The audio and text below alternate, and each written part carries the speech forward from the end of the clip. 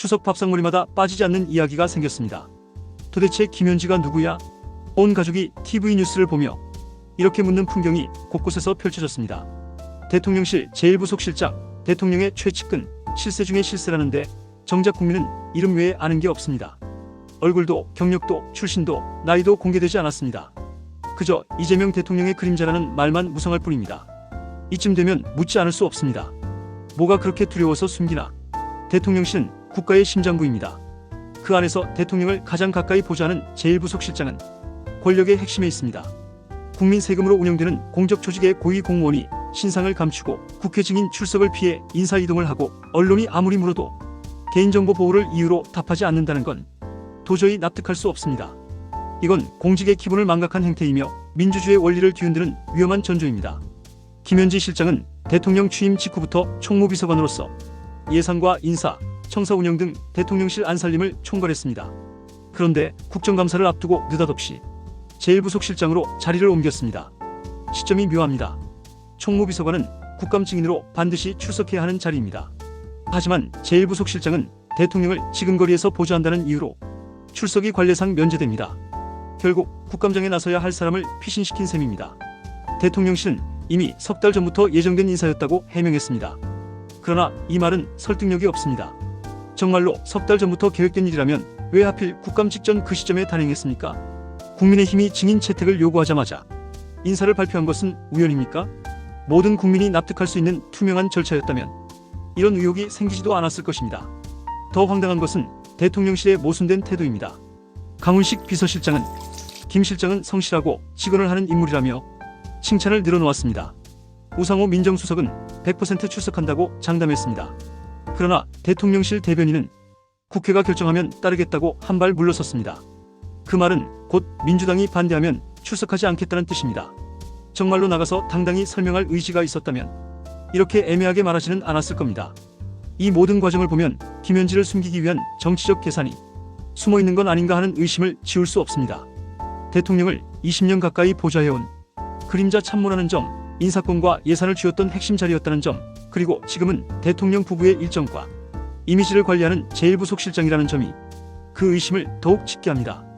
이 모든 권력의 교차점에 있는 인물의 이력과 정체가 왜 국민에게만 비밀이어야 합니까?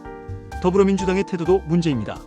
스스로 국민의 알 권리를 외치며 권력의 투명성을 강조해온 당이 정작 대통령실의 핵심 인사를 두둔하고 나섰습니다. 출석할 필요 없다, 전례가 없다는 말로 방패를 쳤습니다. 심지어 일부 의원들은 야당이 괜히 시비를 건다고 반박했습니다. 그러나 생각해봅시다. 국감은 권력을 감시하는 헌법적 기능입니다. 여야를 떠나 행정부가 국회 앞에 서는 것은 의무입니다. 그 기본 상식을 부정하는 순간 국회는 식물기관이 되고 민주주의는 껍데기만 남습니다. 김현지라는 인물의 신상은 이미 국가적 관심사가 됐습니다. 그가 어떤 학교를 나왔고 어떤 일을 해왔으며 어떤 자격으로 대통령을 보좌하는지 국민은 알 권리가 있습니다. 대통령실은 개인정보 보호를 내세우지만 그 논리는 사기업 직원에게나 통할 말입니다. 대통령실은 국민 세금으로 운영되는 공적 조직이며 공직자는 사인이 아니라 공복입니다. 공복의 신상은 국민 앞에 투명해야 합니다. 오히려 이런 은폐가 의혹을 키웁니다. 혹시 캠프 출신 측근을 비선으로 둔 것 아니냐, 검증이 어려운 사적 인사를 고위직에 앉힌 것 아니냐는 소문이 꼬리를 물고 번집니다. 이재명 정부는 출범 초기부터 공정과 개혁을 외쳤습니다. 그러나 현실은 다릅니다.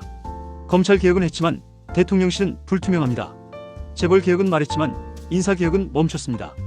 열린 정부를 약속했지만 국민의 눈앞엔 닫힌 청와대 시진이가 서 있습니다. 더욱 심각한 문제는 이런 비공개가 이제는 문화가 되어가고 있다는 점입니다. 대통령의 측근이면 무조건 보호받고 불편한 질문은 피하고 국민이 묻는 것을 공격으로 치부하는 정치 문화 말입니다. 이것이 바로 권력의 타락이 시작되는 지점입니다. 공직자는 국민 앞에 책임을 져야 합니다. 그것이 민주주의의 최소한의 약속입니다. 이재명 대통령은 늘 국민이 주인이다라고 말합니다. 그러나 국민이 묻고 있는데 그 물음에 답하지 않는다면 누가 주인입니까? 대통령의 말이 진심이라면 김현지 제1부속실장의 신상과 업무 내역을 투명하게 공개해야 합니다. 그것이 국민주권의 실천이며 이재명 정부가 말하는 새로운 정치의 시작일 것입니다. 김현지 실장은 공직자입니다. 공직자는 국민에게 봉사하기 위해 존재합니다. 공직의 권한은 국민으로부터 위임된 것입니다. 그 권한을 행사하면서 자신을 숨긴다면 그것은 권력의 사유화입니다. 가신이라면 신상을 숨겨도 되지만 공복이라면 국민 앞에 서야 한다는 말이 있습니다. 지금의 대통령실은 어떤 선택을 하고 있습니까? 이재명 대통령에게 묻습니다. 정말로 두려움이 없는 정부를 원한다면 이제는 국민 앞에 모든 것을 투명하게 드러내야 합니다. 권력의 핵심을 감추는 정치는 오래가지 못합니다. 숨긴다고 진실이 사라지지 않습니다. 오히려 감추면 감출수록 의혹은 커지고 신뢰는 무너집니다. 추석 밥상머리에서 국민들이 물었습니다. 대통령 곁에 있는 그 사람, 왜 그렇게 숨기지? 이 단순한 질문에 이재명 정부가 답해야 할 때입니다.